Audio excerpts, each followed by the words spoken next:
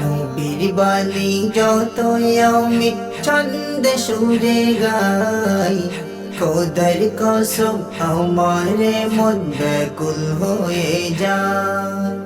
নবীর বাণী যতই আমি ছন্দে সুরে গাই, খোদার কসম আমারে মন ব্যাকুল হয়ে যায়।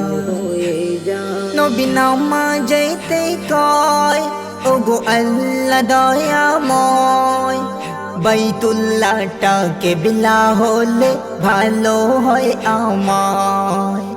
বাইতুল্লাহটা কিবলা হলে ভালো হয় আমায়। আল্লাহ শুনে সেই সময় আর দেরি করে না, বাইতুল্লাহ ঘর কিবলা করলো নবীজির কথায়। বাইতুল্লাহ ঘর